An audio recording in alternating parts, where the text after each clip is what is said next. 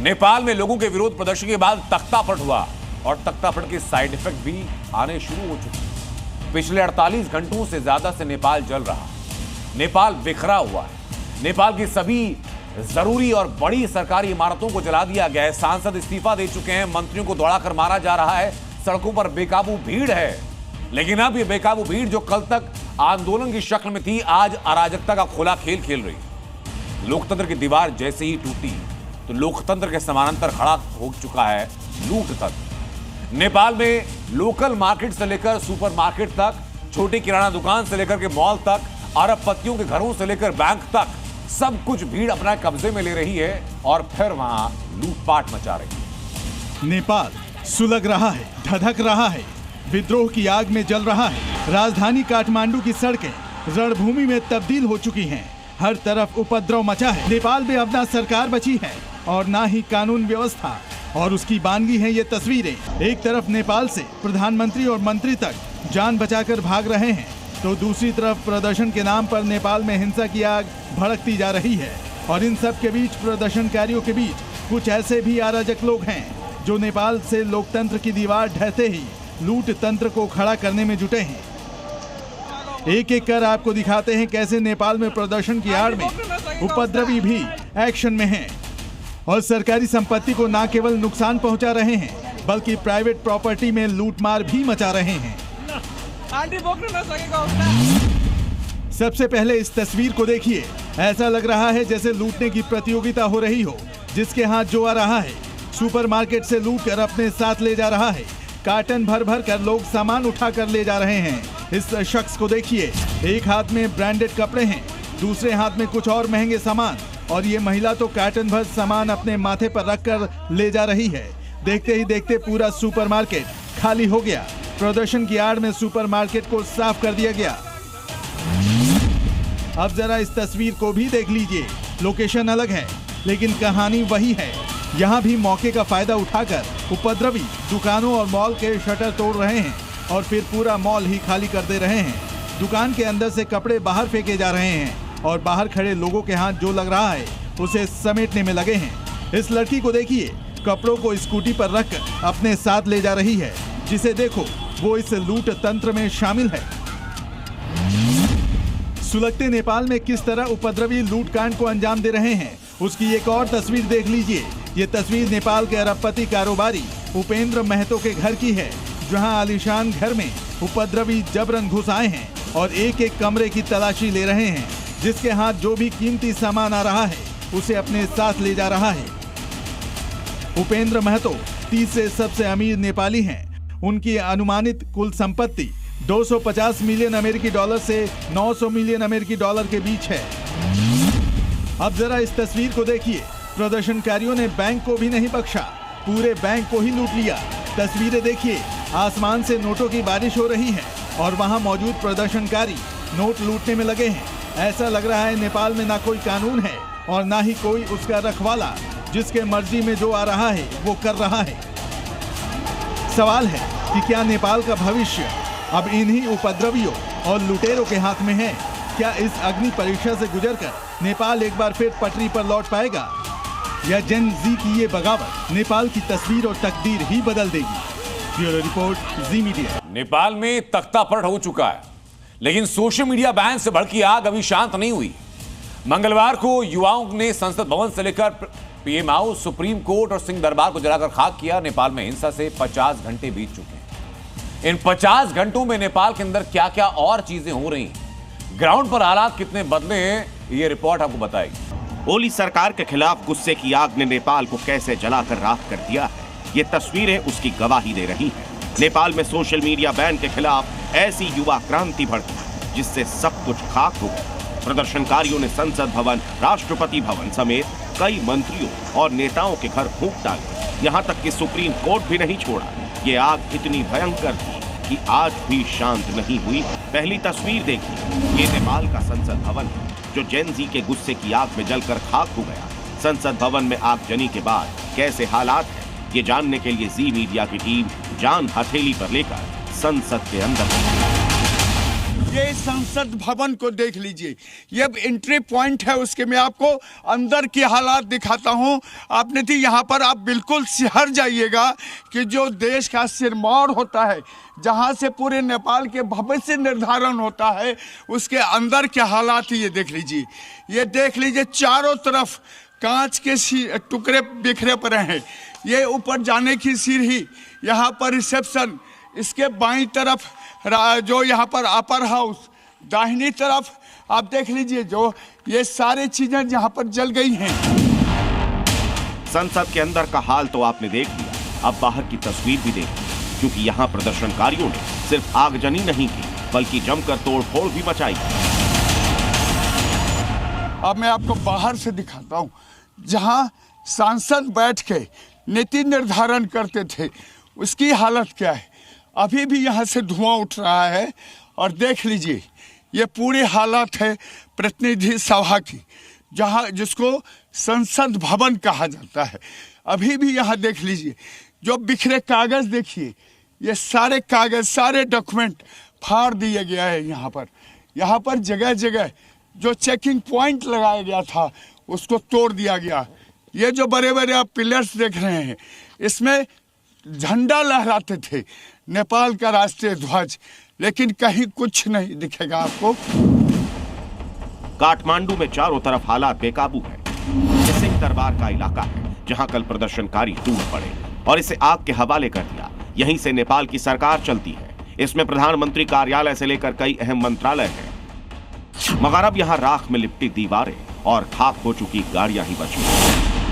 हम आपको काठमांडू की सड़कों का हाल दिखाते हैं। सामने यहाँ पर सिंह दरबार है, लेकिन इस सड़क की हालत आप देख लीजिए, जहाँ पर सुप्रीम कोर्ट से लेकर के बड़े सरकारी भवन हैं, उन सब भवनों की क्या हालत है। मैं दाहिने आपको दिखाता हूँ, ये जो भवन है इसको देख लीजिए।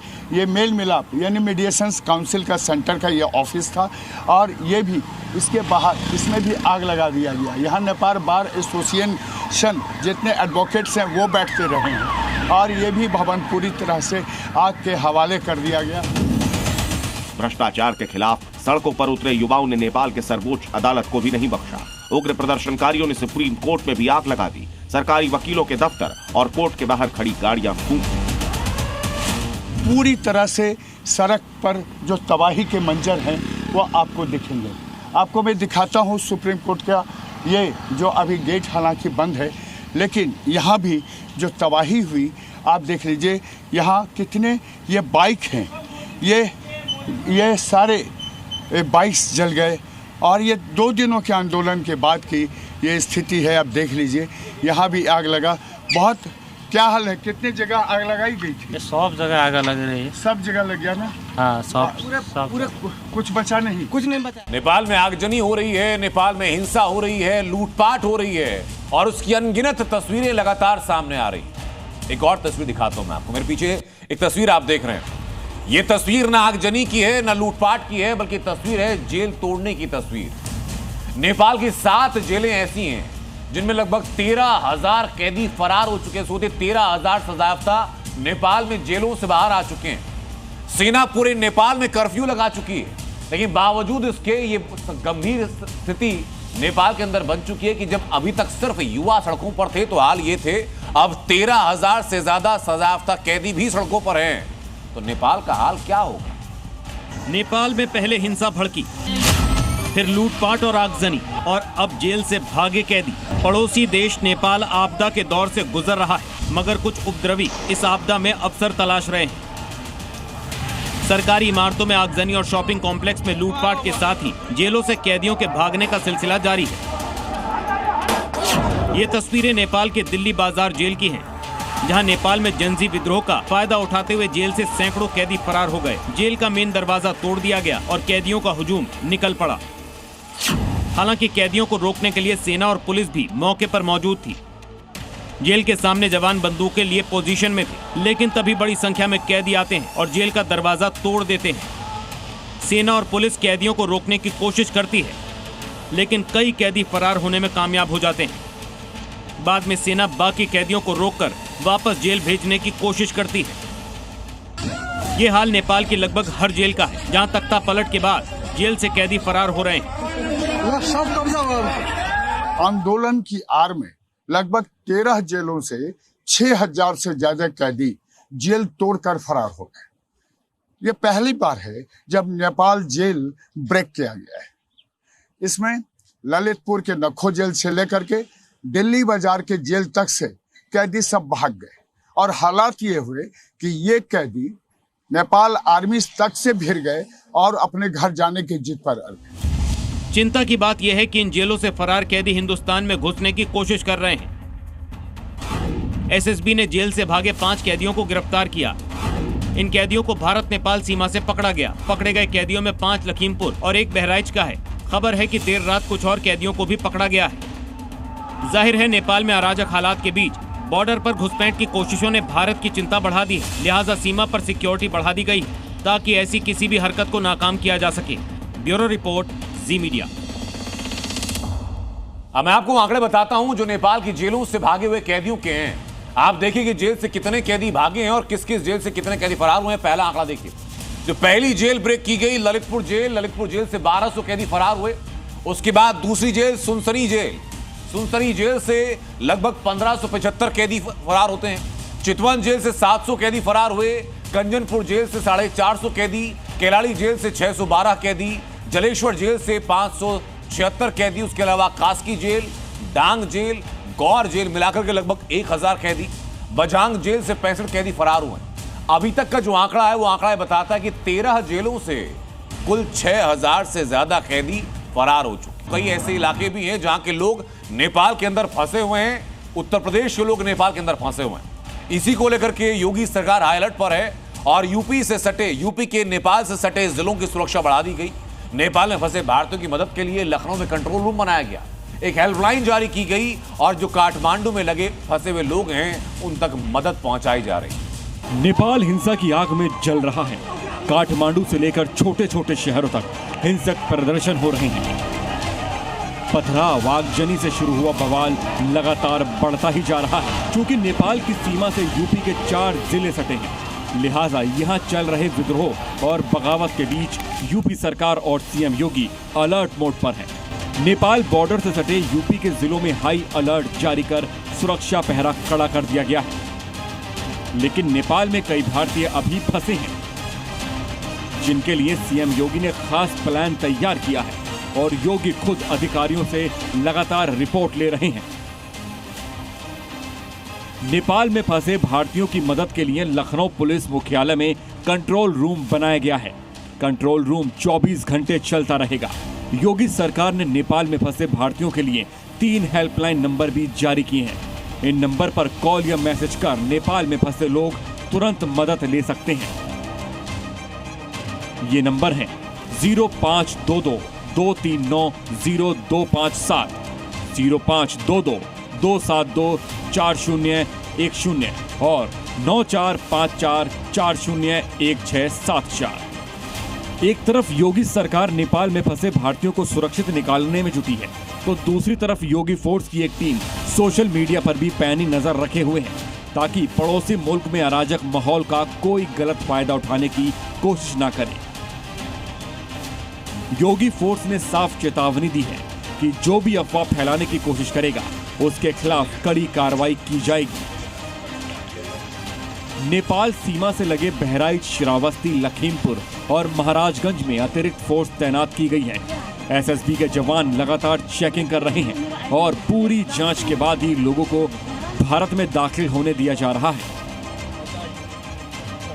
योगी फोर्स ने पूरी तरीके से यहाँ पे मोर्चा संभाल लिया है और जो हमारे देश की सरकार की जो प्राथमिकता है वो ये है कि जो भारतीय जो हैं जो नेपाल में फंसे हुए उनको सही सलामत भारत में लाया जा सके। और यहाँ पर आप देख पा रहे होंगे जो नेपाल के जो नागरिक हैं वो जिनकी इमरजेंसी है, जो मेडिकल सर्विस, जो मेडिकल इमरजेंसी है, उन लोगों को भी यहाँ पर आने की इजाज़त है। हालांकि पूरी तरीके से इनके जो ID कार्ड हैं, आधार कार्ड है, वो यहाँ पर इनकी गहनता से जाँच की जा रही है। उसके बाद किसी को यहाँ पर भारत की सीमा में प्रवेश दिया जा रहा है। यूपी के बहराइच से सटे नेपाल बॉर्डर पर कर्फ्यू लगा है। नेपालगंज में बॉर्डर पर सेना तैनात है, मगर बॉर्डर से ही नेपाल में कल हुई तबाही की कई तस्वीरें नजर आ रही हैं। कि किस तरीके से यहाँ पर आगजनी यहाँ पर की गई। मैं अपने कैमरामैन को बोलूंगी कि वो थोड़ा जूम करके दिखाएं तस्वीरें हमारे दर्शकों को कि किस तरीके की स्थिति यहाँ पर है। और आपको देख पा रहे होंगे यहाँ पे कि किस तरीके से जो सरकारी संपत्ति है उसको पूरी तरीके से यहाँ पर जला दिया गया है, तहस नहस कर दिया गया है। और सामने जो आप देख पा रहे होंगे वो उस बिल्डिंग को भी जला दिया गया है। और जहाँ से बैरिकेड्स, ये देखिए आपको बैरिकेड्स नजर आ रहे होंगे, ये वो बैरिकेड्स हैं जहाँ पर जो प्रदर्शनकारी है उस प्रदर्शनकारी इस बैरिकेड्स के पीछे आपको प्रदर्शनकारी नजर आ जाएंगे। वहीं सनौली बॉर्डर पर भी नेपाल में तनाव का असर दिख रहा है। नेपाल में फंसे भारतीय लगातार वहां से वापसी कर रहे हैं। आप देख सकते हैं मेरे ठीक पीछे नेपाल का बॉर्डर है। तनाव अभी भी साफ दिख रहा है। लोग ये समझने की कोशिश कर रहे हैं कि आखिर कब ये तनाव कब शांत होगा। नेपाल की जो फोर्स है वो फोर्स खड़ी है और आप इधर देख सकते हैं कि जो तमाम टूरिस्ट जो वहाँ नेपाल के एरिया में जो काठमांडू गए थे, जो फंसे हुए थे, वो धीरे धीरे वापस आ रहे हैं। और यहाँ जो एसएसबी की फोर्स है, जो इंडियन फोर्स है, वो फोर्स यहाँ पर्याप्त पूरी चेकिंग कर रही है। और चेकिंग करने के बाद तमाम आई कार्ड वगैरह चेक किया जा रहा है, या जो भी जिस इमरजेंसी जिस वाहन से भी आ रहे हैं पूरी चेकिंग की जा रही है। और चेकिंग करने के बाद ही भारत के बॉर्डर में उनको प्रवेश दिया जा रहा है। नेपाल के बेकाबू होते हालात के बाद यूपी सरकार सतर्क है, तो बिहार बॉर्डर पर भी सुरक्षा चाक चौबंद है, ताकि आम लोगों की भीड़ में शामिल होकर अराजक तत्व घुसपैठ की कोशिश न कर सकें। बहराइच से प्रीति श्रीवास्तव और सनौली से परिवेश की रिपोर्ट। और खबर लखनऊ से, जहां के डॉलीबाग इलाके में कभी मुख्तार अंसारी का दबदबा था, अब वही दबदबे वाली जमीन पर गरीबों का आशियाना बन रहा है। लखनऊ डेवलपमेंट अथॉरिटी ने 72 फ्लैट तैयार किए हैं। मुख्तार अंसारी के कब्जे से ली गई जमीन पर बनी कॉलोनी का नाम होगा सरदार वल्लभ भाई पटेल के नाम पर। और सीएम योगी बहुत जल्द इस कॉलोनी का लोकार्पण भी करेंगे। ये लखनऊ का डालीबाग इलाका है, जहां कभी माफिया मुख्तार अंसारी का दबदबा था। हर तरफ उसका नाम गूंजता था, लेकिन इस जगह गरीबों के लिए मकान बन गया है। लखनऊ की सबसे महंगी जगह पर अब गरीबों का आशियाना होगा। डालीबाग इलाके में माफिया मुख्तार अंसारी से मुक्त कराई गई प्राइम लोकेशन की जमीन पर लखनऊ विकास प्राधिकरण ने 2 ब्लॉकों में कुल 72 फ्लैटों का निर्माण कराया है, जो जल्द लोगों को दे दिए जाएंगे। एलडीए ने तमाम जो गरीब हैं उनके लिए ये आशियाना बनाया है और इसी महीने से पंजीकरण की जो पूरी प्रक्रिया है वो शुरू होने वाली है। ऐसे में महापुरुषों के नाम पर तमाम योजनाओं का नाम रखा जा रहा है और इसी कड़ी में माफिया मुख्तार अंसारी से खाली कराई गई इस ज़मीन पर बने फ्लैट्स की इस योजना का नाम सरदार वल्लभ भाई पटेल के नाम पर रखा जाएगा। सबसे बड़ी बात, लखनऊ में गरीबों को राहत देने के लिए बनी फ्लैटों की नई कॉलोनी अब देश के महापुरुषों के नाम से जानी जाएगी। ये कॉलोनी अब सरदार वल्लभ भाई पटेल के नाम से जानी जाएगी, जबकि देवपुर पारा में प्रसून विहार कॉलोनी भारत रत्न पूर्व प्रधानमंत्री अटल बिहारी वाजपेयी के नाम पर होगी। दोनों का नामकरण हो गया है और अब मुख्यमंत्री योगी आदित्यनाथ कॉलोनियों का लोकार्पण करेंगे। ये जमीन लंबे समय तक माफिया के कब्जे में रही। सरकारी कार्रवाई के बाद जमीन को मुक्त कराकर गरीबों और जरूरतमंदों के लिए आवासीय योजना तैयार की गई। एलडीए ने आधुनिक सुविधाओं से लैस 2 ब्लॉकों का निर्माण कराया है, जिसमें गरीब और मध्यम वर्गीय परिवारों को फ्लैट उपलब्ध कराए जाएंगे। मुख्यमंत्री योगी आदित्यनाथ का ये कदम न सिर्फ अवैध कब्जों के खिलाफ सख्ती का संदेश देता है, बल्कि ये भी दर्शाता है कि अब माफियाओं से छुड़ाई गई जमीन पर गरीबों का हक सुनिश्चित किया जाएगा। ब्यूरो रिपोर्ट, जी मीडिया। आपको आज राजनीति में हमने नेपाल की हिंसा और हिंसा के बाद हो रहे साइड इफेक्ट की पूरी तस्वीर दिखाई। आपको दिखाई कि नेपाल के हिंसा की इनसाइड स्टोरी क्या है, और आपको बताया कि नेपाल में अब अराजकता होने के बाद कैसे अगले 6 महीने के अंदर दोबारा चुनाव कराने की बात हो रही। लेकिन ऐसे हालात आज सिर्फ नेपाल के अंदर नहीं थे। ये आप पेरिस की तस्वीर देखिए, फ्रांस की आप तस्वीरें देखिए, जहां 1 लाख से ज्यादा लोग सड़कों पर हैं। लोगों का सड़कों पर आक्रोश निकला बजट में कटौती के विरोध में। भ्रष्टाचार, महंगाई, सरकार की सख्त नीतियों के खिलाफ लोग इतने भड़के कि कई शहर जल उठे। वहां पर भी आगजनी की गई। आप देखिए जरा तस्वीर, वहां आगजनी हुई, पथराव हुआ, सुरक्षा कर्मियों और पब्लिक के बीच में टकराव हुआ और हालात इतने बेकाबू हुए कि सुरक्षा कर्मियों को आंसू गैस के गोलों का इस्तेमाल करना पड़ा। नेपाल के बाद अब फ्रांस की सड़कों पर भी जनता का गुस्सा फूट पड़ा है। जो हालात कल नेपाल में देखने को मिला था, वही तस्वीरें आज फ्रांस में भी दिखाई दे रही हैं। भ्रष्टाचार, महंगाई और सरकारी नीतियों के खिलाफ लोगों का आक्रोश इतना भड़क गया कि फ्रांस के कई शहर अराजकता की आग में झुलस रहे हैं। सड़क पर उपद्रव, गाड़ियों में लगाई आग, पुलिस पब्लिक में भिड़ंत। राष्ट्रपति इमैनुअल मैक्रों के खिलाफ ब्लॉक एवरीथिंग नाम के नए आंदोलन ने पूरे फ्रांस में हाईवे जाम कर दिए। जगह जगह आगजनी, नारेबाजी और सड़कों पर अव्यवस्था का माहौल देखने को मिला। कई बसों को भी आग के हवाले कर दिया गया। हाल यह है कि प्रदर्शनकारियों के सामने सुरक्षा इंतजाम नाकाफी नजर आए और पूरे फ्रांस में हर तरफ आगजनी और धुएं का गुबार दिखा। प्रदर्शनकारियों को रोकने के लिए लाठीचार्ज भी किया गया, टीयर गैस भी छोड़े गए, लेकिन प्रदर्शनकारियों की तादाद इतनी थी कि पुलिस भी बेबस नजर आई। सुरक्षा बलों की भारी तैनाती के बावजूद राजधानी पेरिस समेत फ्रांस के कई बड़े शहरों में हालात बिगड़ गए। ये बगावत ऐसे समय हो रही है जब फ्रांस की राजनीति पहले से ही संकट में है। संसद में हाल ही में प्रधानमंत्री फ्रांसवा बायरू को विश्वास मत में हरा दिया और मैक्रो को अपने कार्यकाल का 5वां प्रधानमंत्री सेबास्टियन लेकोर्नू नियुक्त करना पड़ा। फ्रांस में विद्रोह की बड़ी वजह सरकार का कठोर बजट है। 43 से 44 बिलियन यूरो की खर्च कटौती से जनता नाराज है। पेंशन योजनाओं को स्थगित किया गया और स्वास्थ्य सेवाओं में कटौती की गई। 2 राष्ट्रीय छुट्टियां हटाने से भी लोगों का गुस्सा बढ़ा है। गरीब और मध्यम वर्ग पर बोझ बढ़ने से देश में असंतोष और विद्रोह पनप रहा है। और अब बात बुलडोजर एक्शन की। मेरठ में एक कॉलोनी जिसको लेकर हंगामा मचा। दावा है कि इस कॉलोनी में हिंदुओं की एंट्री को बैन कर दिया गया, धर्म के आधार पर एंट्री बैन कर दी गई। अब उसी कॉलोनी में बुलडोजर एक्शन हुआ। ये कॉलोनी थी जिसका नाम था अब्दुल्ला रेजिडेंसी। इस सोसाइटी की जांच हुई तो करीब 300 वर्ग मीटर जमीन पर अवैध कब्जा मिला और उसी के बाद ये एक्शन हुआ।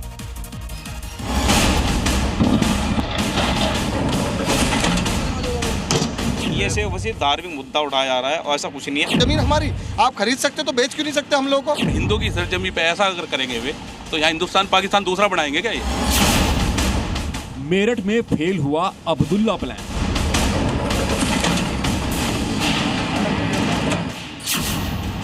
हिंदुओं की एंट्री बैन तो bulldozer in action. Bulldozer action की तस्वीरें मेरठ के उसी अब्दुल्ला रेजिडेंसी की है जिसमें मुस्लिम मोहल्ला बसाया जा रहा था। धर्म के आधार पर अलग सोसाइटी बनाई जा रही थी, लेकिन जब विवाद बढ़ने पर जांच की गई तो अब्दुल्ला रेजिडेंसी में 300 वर्ग मीटर का अवैध अतिक्रमण मिला, जिसके बाद योगी फोर्स ने इस हलाला कॉलोनी की बाउंड्री वॉल को ही गिरा दिया।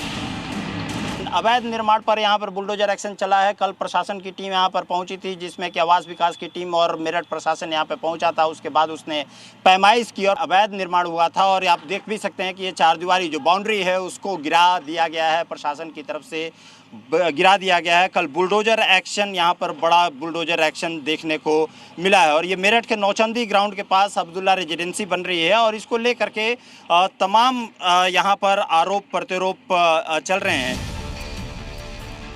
दरअसल मेरठ में हापुड़ रोड पर अब्दुल्ला रेजिडेंसी का निर्माण retired major general Javed Iqbal करवा रहे हैं, लेकिन इस रिहायशी कॉलोनी को लेकर बीजेपी के मंत्री सोमेंद्र तोमर ने धार्मिक भेदभाव का इल्जाम लगाया कि यहां हिंदुओं की एंट्री बैन है। साथ ही उन्होंने ये भी आरोप लगाया कि इस रेजिडेंसी में हिंदू समुदाय के लोगों को फ्लैट नहीं बेचे जाते हैं। इस शिकायत के बाद अब्दुल्ला रेजिडेंसी की जांच की गई। 22,000 वर्ग मीटर के इस कॉलोनी की पैमाइश कराई गई, जिसमें करीब 300 वर्ग मीटर जमीन पर कब्जा पाया गया, जिसके बाद अब्दुल्ला रेजिडेंसी के बाउंड्री वॉल को गिरा दिया गया और बिल्डर को 300 मीटर जमीन छोड़कर बाउंड्री करने का निर्देश दिया गया। प्रशासन की तरफ से कहा जा रहा है कि इसमें और भी आगे एक्शन लिया जा सकता है। अब रजिस्ट्री और मानचित्र हैं, सभी बिंदुओं की यहाँ पर जांच की जा रही है। पूरी रिपोर्ट जिलाधिकारी को सौंपी जाएगी और ये विवाद तब से बढ़ा जब मंत्री सोमेंद्र तोमर ने यहाँ शिकायत की थी कि ये जो रेजिडेंस है, ये अब्दुल्ला रेजिडेंसी है, इस अब्दुल्ला रेजिडेंसी में हिंदुओं को यहाँ पर प्लॉट नहीं दिया जा रहा है। वहीं मुंबई के बीचों बीच धर्म के नाम पर एक दहशत की साजिश रची गई। आधी रात को एक घर में आग लगाई गई और सर तन से जुदा की धमकी दी। ये सब कुछ मुंबई के विक्रोली में हुआ, जहां एक परिवार को निशाना सिर्फ इसलिए बनाया गया क्योंकि उन्होंने धर्म विशेष का पोस्टर लगाने का विरोध किया था।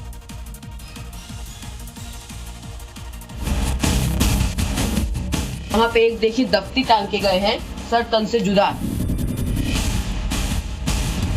मुंबई में मियां भाई की गुंडागर्दी, सिर तन से जुदा वाली धमकी।